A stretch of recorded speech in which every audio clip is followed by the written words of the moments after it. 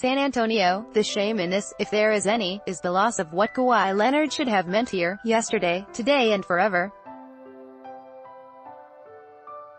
His name is cursed now, and he brought that upon himself, but there is a world in which his rise stands as one of the proudest, most Spursian achievements of all time. Other superstars either were discovered by the Spurs, or were bestowed upon them. In San Antonio, Kawhi Leonard went from raw talent to perfect, two-way android. Chris Young, the Canadian press, Leonard was the one they made. David Robinson and Tim Duncan would have been great anywhere. Manu Ginobili, for all he came to represent to his franchise and his adopted city, was unleashed by the Spurs more than he was molded by them. And even Tony Parker, the teenager who grew up before our eyes in silver and black, always maintained his own distinct style. Leonard, stoic and single-minded and uninterested in trivial pursuits, was for all intents and purposes assembled in a Spurs laboratory. Apart from the braids, the perfect two-way android they traded to Toronto on Wednesday bore little resemblance to the raw, offensively limited kid they acquired on draft night 7 years ago. Article continued below. Read more. Toronto to Kawhi Leonard, you'll like it. Harriet Binion, Bruce Arthur, Raptors GM Masai Ujiri bets the house on the home team. A look at 5 other huge trades in Toronto sports after the DeMar Kawhi blockbuster. The work ethic and the focus were his, but the programming all came from the Spurs. They rebuilt a different part of his game every offseason until he became one of the best 5 players in the world, and he led them to a championship along the way.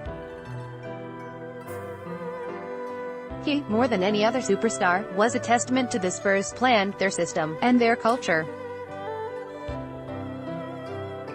And now we are about to find out how much all of that really means anymore. Article continued below. Greg Popovich is sure that it still matters.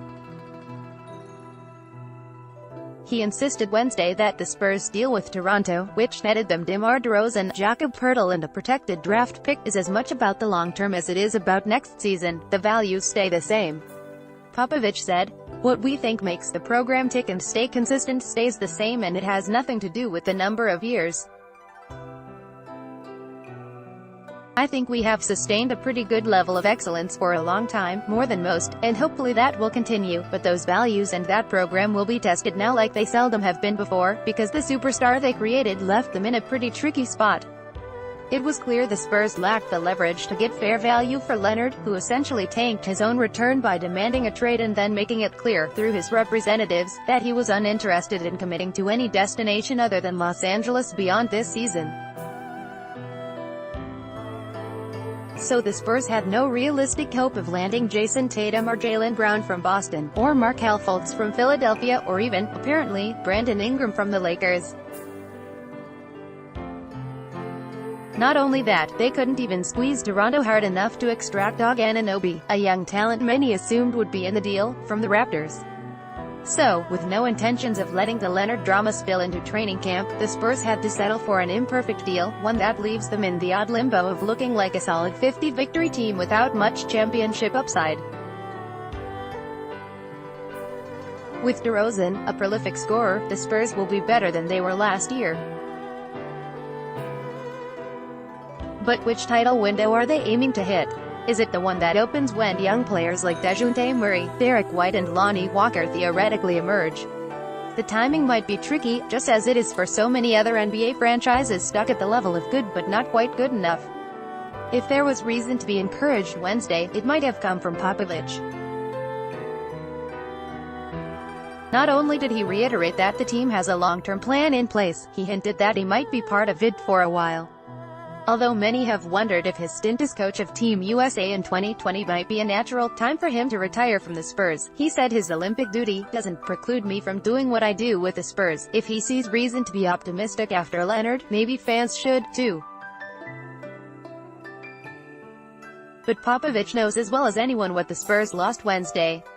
Nobody appreciated the transformation of Leonard as a player more than Popovich did.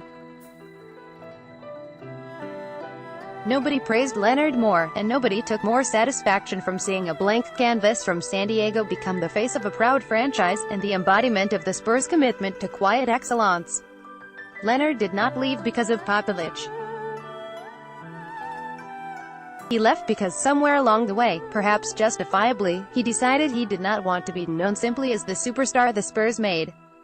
That's certainly his right, but now his name will mean something differently than it could have, yesterday, today and forever. Mfinger at express-news.net. Twitter, @MikeFinger.